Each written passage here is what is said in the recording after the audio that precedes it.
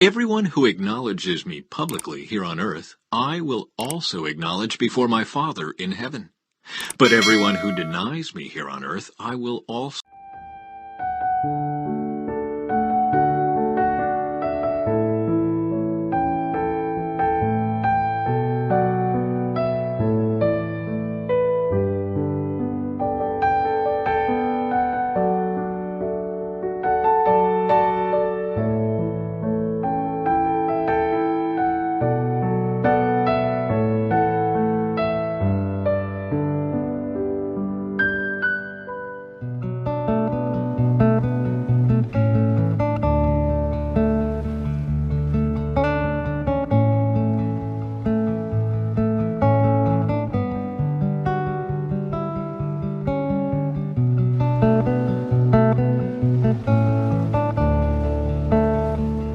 I will praise you, Lord, with all my heart.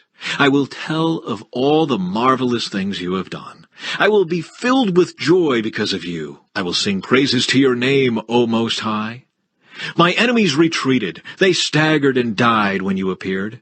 For you have judged in my favor. From your throne you have judged with fairness. You have rebuked the nations and destroyed the wicked. You have erased their names forever.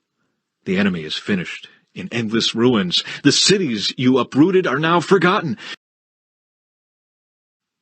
Everyone who acknowledges me publicly here on earth, I will also acknowledge before my Father in heaven. But everyone who denies me here on earth, I will also deny before my Father in heaven. Don't imagine that I came to bring peace to the earth. I came not to bring peace, but a sword. I have come to set a man against his father, a daughter against her mother, and a daughter-in-law against her mother-in-law.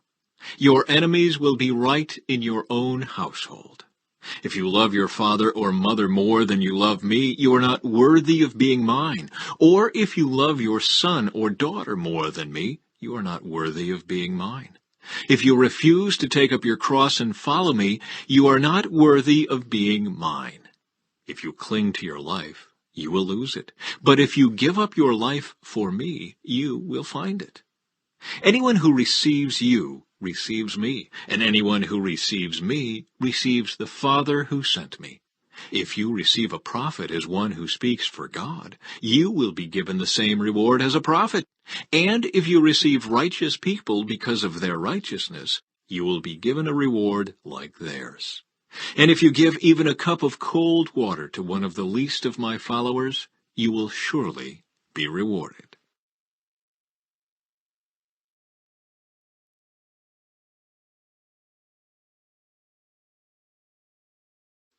When Jesus had finished giving these instructions to his 12 disciples, he went out to teach and preach in towns throughout the region. John the Baptist, who was in prison, heard about all the things the Messiah was doing. So he sent his disciples to ask Jesus, "Are you the Messiah we've been expecting, or should we keep looking for someone else?" Jesus told them, "Go back to John and tell him what you have heard and seen. The blind see, the lame walk, the lepers are cured, the deaf hear, the dead are raised to life, and the good news is being preached to the poor. And tell him, God blesses those who do not turn away because of me." As John's disciples were leaving, Jesus began talking about him to the crowds. "What kind of man did you go into the wilderness to see? Was he a weak reed, swayed by every breath of wind? Or were you expecting to see a man dressed in expensive clothes? No, people with expensive clothes live in palaces. Were you looking for a prophet? Yes, and he is more than a prophet. John is the man to whom the Scriptures refer when they say, 'Look, I am sending my messenger ahead of you, and he will prepare your way before you.'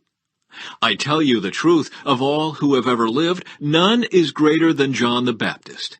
Yet even the least person in the kingdom of heaven is greater than he is. And from the time John the Baptist began preaching until now, the kingdom of heaven has been forcefully advancing, and violent people are attacking it. For before John came, all the prophets and the law of Moses looked forward to this present time. And if you are willing to accept what I say, he is Elijah, the one the prophets said would come. Anyone with ears to hear should listen and understand. Chapter 27. Jacob steals Esau's blessing. One day when Isaac was old and turning blind, he called for Esau his older son and said, "My son." "Yes, father," Esau replied. "I am an old man now," Isaac said, "and I don't know when I may die. Take your bow and a quiver full of arrows, and go out into the open country to hunt some wild game for me.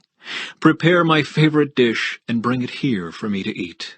Then I will pronounce the blessing that belongs to you, my firstborn son, before I die." But Rebekah overheard what Isaac had said to his son Esau. So when Esau left to hunt for the wild game, she said to her son Jacob, "Listen, I overheard your father say to Esau, 'Bring me some wild game and prepare me a delicious meal. Then I will bless you in the Lord's presence before I die. Now, my son, listen to me. Do exactly as I tell you. Go out to the flocks and bring me 2 fine young goats. I'll use them to prepare your father's favorite dish. Then take the food to your father so he can eat it and bless you before he dies.'" "But look," Jacob replied to Rebekah, "my brother Esau is a hairy man, and my skin is smooth. What if my father touches me? He'll see that I'm trying to trick him, and then he'll curse me instead of blessing me." But his mother replied, "Then let the curse fall on me, my son. Just do what I tell you. Go out and get the goats for me." So Jacob went out and got the young goats for his mother. Rebekah took them and prepared a delicious meal, just the way Isaac liked it.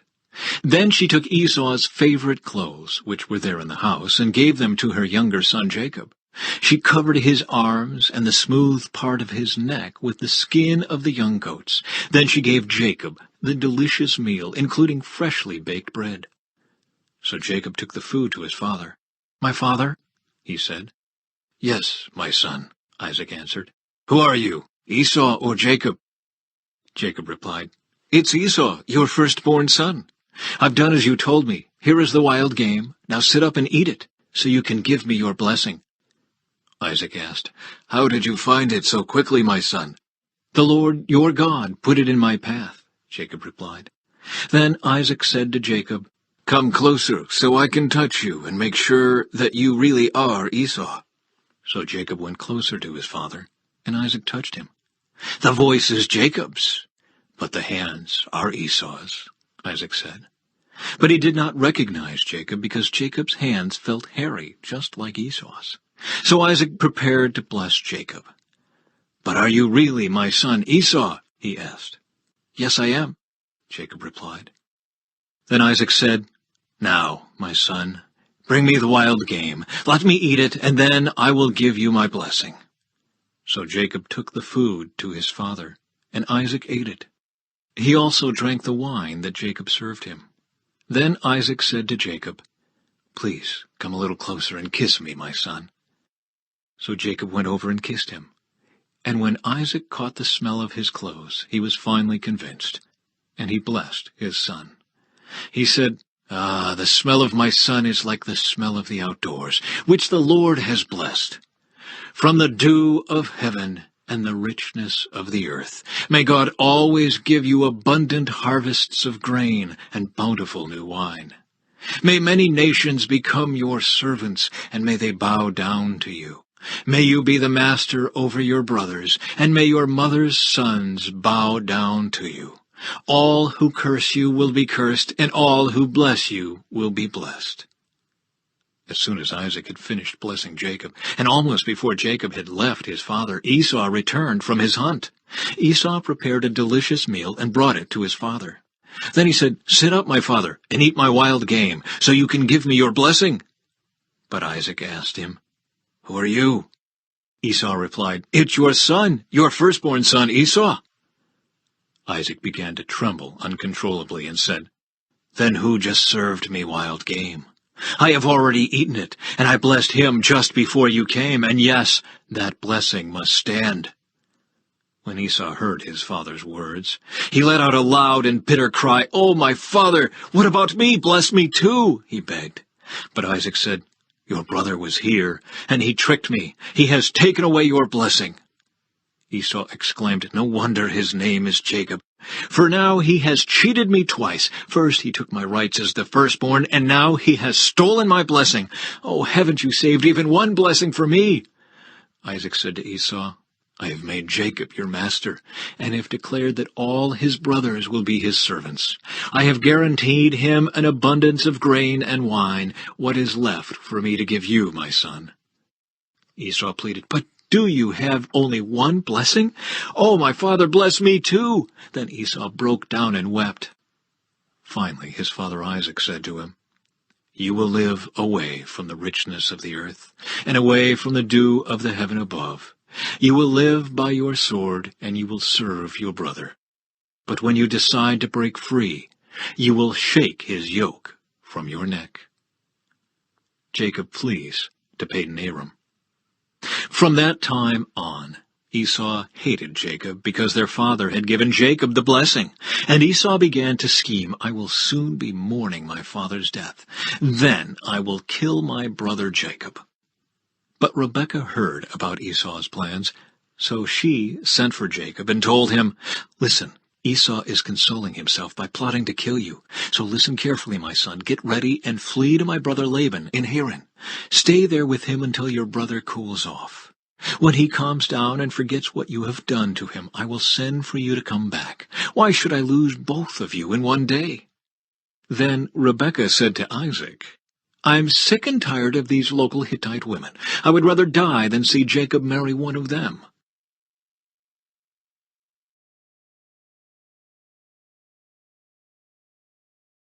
Chapter 28.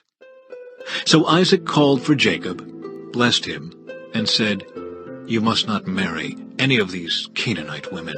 Instead, go at once to Padan-aram, to the house of your grandfather Bethuel, and marry one of your uncle Laban's daughters. May God Almighty bless you and give you many children, and may your descendants multiply and become many nations. May God pass on to you and your descendants the blessings he promised to Abraham. May you own this land where you are now living as a foreigner, for God gave this land to Abraham." So Isaac sent Jacob away, and he went to Padan-aram to stay with his uncle Laban, his mother's brother, the son of Bethuel the Aramean. Esau knew that his father Isaac had blessed Jacob and sent him to Padan-aram to find a wife, and that he had warned Jacob, "You must not marry a Canaanite woman." He also knew that Jacob had obeyed his parents and gone to Padan-aram. It was now very clear to Esau that his father did not like the local Canaanite women. So Esau visited his uncle Ishmael's family and married one of Ishmael's daughters in addition to the wives he already had. His new wife's name was Mahalath. She was the sister of Nebaioth and the daughter of Ishmael, Abraham's son. Jacob's dream at Bethel. Meanwhile, Jacob left Beersheba and traveled toward Haran. At sundown he arrived at a good place to set up camp and stopped there for the night. Jacob found a stone to rest his head against and lay down to sleep. As he slept, he dreamed of a stairway that reached from the earth up to heaven, and he saw the angels of God going up and down the stairway. At the top of the stairway stood the Lord, and he said, "I am the Lord, the God of your grandfather Abraham, and the God of your father Isaac. The ground you are lying on belongs to you. I am giving it to you and your descendants. Your descendants will be as numerous as the dust of the earth. They will spread out in all directions, to the west and the east, to the north and the south, and all the families of the earth will be blessed through you and your descendants. What's more, I am with you, and I will protect you wherever you go. One day I will bring you back to this land. I will not leave you until I have finished giving you everything I have promised you." Then Jacob awoke from his sleep and said, "Surely the Lord is in this place, and I wasn't even aware of it." But he was also afraid and said, "What an awesome place this is! It is none other than the house of God, the very gateway to heaven." The next morning Jacob got up very early. He took the stone he had rested his head against, and he set it upright as a memorial pillar. Then he poured olive oil over it. He named that place Bethel, which means house of God, although the name of the nearby village was Luz. Then Jacob made this vow, "If God will indeed be with me and protect me on this journey, and if he will provide me with food and clothing, and if I return safely to my father's home, then the Lord will certainly be my God. And this memorial pillar I have set up will become a place for worshiping God, and I will present to God a tenth of everything he gives me."